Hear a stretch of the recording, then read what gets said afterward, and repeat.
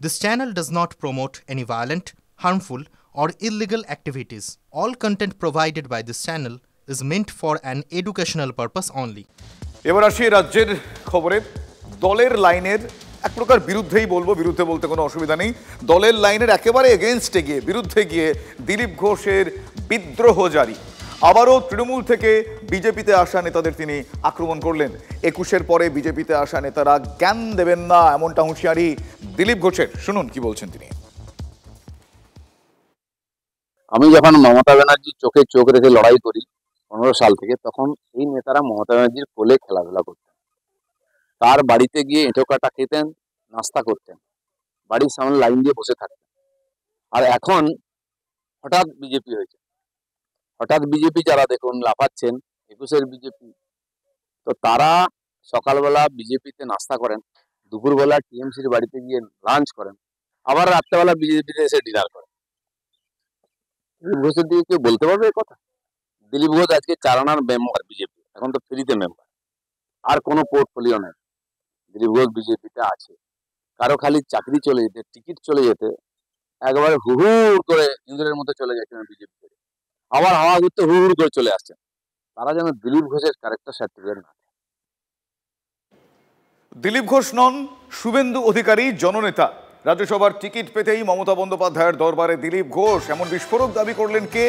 অর্জুন সিং। ঠিক আছে, আমি দল পাল্টিয়েছিলাম, তাহলে আমার নামে 176টা মামলা কেন হলো? আর দিলীপ ঘোষের নামে ফুলের তোড়া যাচ্ছে, আমার নামে একদিনের মধ্যে 3খানা কেসের নোটিশ আসছে কেন?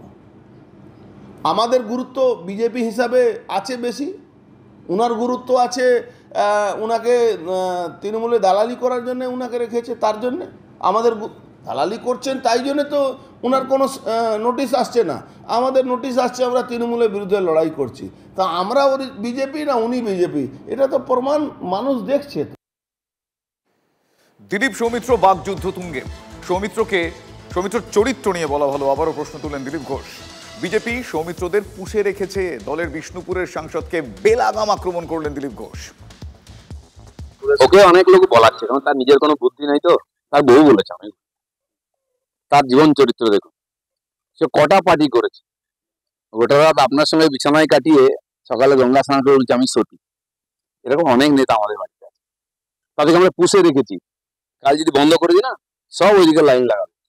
তারা আমাদের বাড়িতে পোষ্য আছেন। বিজেপি পুষেছে অনেক নেতাকে, যারা পেপারে বলছেন, যারা নেতাগিরি করছেন, কাল বন্ধ হয়ে যাবে। সেই জন্য দিলীপ ঘোষকে জ্ঞান দিতে আসবেন না। আপনাদের কাল চরিত্র, রোজ যে পার্টি পাল্টায়, রোজ যে বিছানা পাল্টায়, সেসব লোক অন্তত যাইপুর বিজেপি নিয়ে কথা যেন না বলে, দিলীপ ঘোষ যেন বলতে না পারে। দিলীপ ঘোষ খালি হাতে বিজেপিতে এসছে, রাজনীতি এসছে, খালি হাতে যাবে, কোনো বোঝা নিয়ে আসেনি, কোনো বোঝা নিয়ে যাবে না, কিন্তু মাথা উঁচু করে রাজনীতি করবে যতদিন বিজেপি করবে। ছেড়ে দাও। সৌমিত্র খান কে? ভিক্ষা করে খাওয়া পার্টি, এঁঠো খেয়ে জীবনযাপন করেছে, সে এবার নেতা, তার কথায় গুরুত্ব দেয়। পরশু দিন সে শুভেন্দু অধিকারীকে গালাগালি দিচ্ছে, তারপরের দিন সুকান্ত মজুমদারকে গালাগালি দিচ্ছে। বাপকে জিজ্ঞেস করুন তার। আমার কিছু বলার নেই, মতিদ্রম হয়েছে, ওটা একটা ব্ল্যাক ক্লোজ চ্যাপ্টার। আর 2 নম্বর হচ্ছে ওনার সঙ্গে যে দীঘাতে যে জগন্নাথ মন্দিরে, দীঘাতে যে মন্দিরে জিয়ারুল বলে ছেলে লোকটাকে নিয়ে গিয়েছিল, সে এখন তার টাইমে পড়েছে। কারণ একজন গরু ব্যবসায়ী, বাড়ি বিশ্বাসের লোক, তার টাইমে পড়েছে। সেই যা যা বলবে দলটাকে ক্ষতি করার জন্য উনি চেষ্টা করবেন। আমার আর ওনার নিয়ে কিছু বলার নেই। দিলীপবাবু এখন ক্লোজ চ্যাপ্টার। দিলীপবাবু নিজেকে বাজারে ভাসিয়ে রাখার জন্য চেষ্টা করছেন। উনি এখন তৃণমূলের সঙ্গে যে গোটা হয়ে গেছে তা উনি ভালো বুঝতে পারছেন, এবং গোটা পশ্চিমবাংলার মানুষ বুঝতে পারছেন। ওনার মতিভ্রম হয়েছে, কিছু আর করার নেই। এই মুহূর্তে আপনাদের ছবি দেখাবো জোড়াসাঁকো থানার সামনে বিজেপির বিক্ষোভ। আমার সহকর্মী দীক্ষা ভূঁইয়া সেখানে রয়েছে, একবার দেখি সেই ছবি এবং দীক্ষার কাছে জানতে চাইবো। দীক্ষা, এই মুহূর্তে আমরা ছবি দেখাচ্ছি দর্শকদের, কি পরিস্থিতি জানাও আমাদের প্লিজ।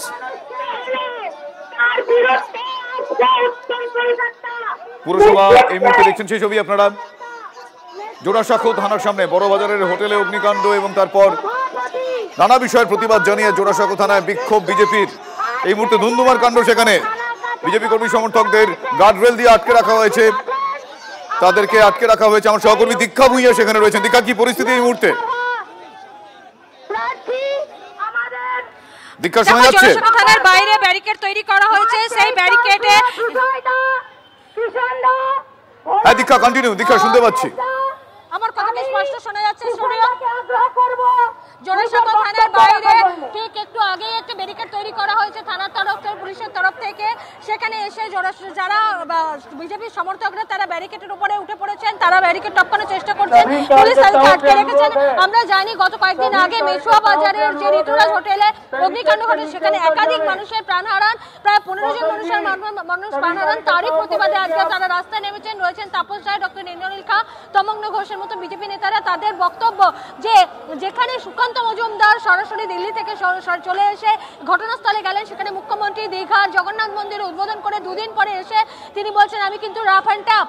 তাপস রায়ের বক্তব্য, এই রাফ অ্যান্ড টাফ গত 15 বছর ধরে তারা শুনে আসছেন, কিন্তু কোনো বাস্তবায়ন তারা দেখতে পাচ্ছেন না। আর সেই কারণেই তারা প্রতিবাদ জানাচ্ছেন। শুধু তাই নয়, স্থানীয় বিধায়ক এবং সাংসদ তাদের কাউকে ঘটনাস্থলে দেখতে পাওয়া যায়নি বলে দাবি করেছেন তমগ্ন ঘোষ, বিজেপি নেতা। তার বক্তব্য তারা দুজনকে নিখোঁজ। আমরা সেই নিখোঁজ ডায়েরি করতে আজকে জোড়াসাঁকো থানায় যাচ্ছি এবং একটা নিখোঁজ ডায়েরি করে আসবো। অর্থাৎ আজকে তারা ঋতুরাজ হোটেলের যে কেন্দ্র করে যে ঘটনা, তার প্রতিবাদ জানাতেই আজকে এখানে এসেছেন। এবং ব্যারিকেড তো করা হয়েছে, পুলিশের সেই ব্যারিকেডের সামনে ব্যারিকেড ইতিমধ্যে টপকানোর চেষ্টা করেছে। বিশাল পুলিশ বাহিনী রয়েছে, এখনো পর্যন্ত তারা সেখানেই রয়েছেন, তারা বক্তব্য রাখছেন। দেখেন পরবর্তী কি হয় সেটা এখন দেখার বিষয়। বেশ, ধন্যবাদ দীক্ষা, তুমি পরিস্থিতির দিকে নজরে রাখো। এই মুহূর্তে আমরা সেই ছবি দর্শকদের দেখাচ্ছি। একদিকে দেখছেন জোড়াসাঁকো অগ্নিকাণ্ডের যে ঘটনা, সেই সময়কার ছবি আপনারা দেখছেন। কিন্তু এই মুহূর্তে যে ছবিটা দেখছেন, জোড়াসাঁকো থানা ঘেরাওয়ের ডাক বিজেপির তরফ থেকে, যদিও গার্ড রেল দিয়ে পুলিশ কর্মীরা তাদেরকে আটকে রাখার চেষ্টা করছে।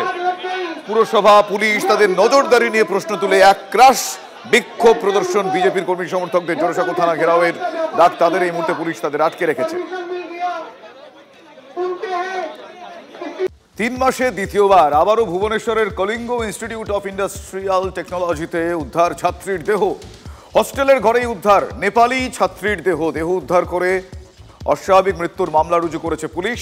গত ফেব্রুয়ারি মাসে, আপনাদের নিশ্চয়ই মনে আছে, হস্টেলের ঘরে উদ্ধার হয় এক ছাত্রীর দেহ। আবারও কলিঙ্গ ইউনিভার্সিটিতে এই পরিস্থিতি। 90 দিনে দ্বিতীয়বার ঘটনার পুনরাবৃত্তি। ওড়িশা KIITর হস্টেলের ঘরে ছাত্রীর ঝুলন্ত দেহ পাওয়া গেল।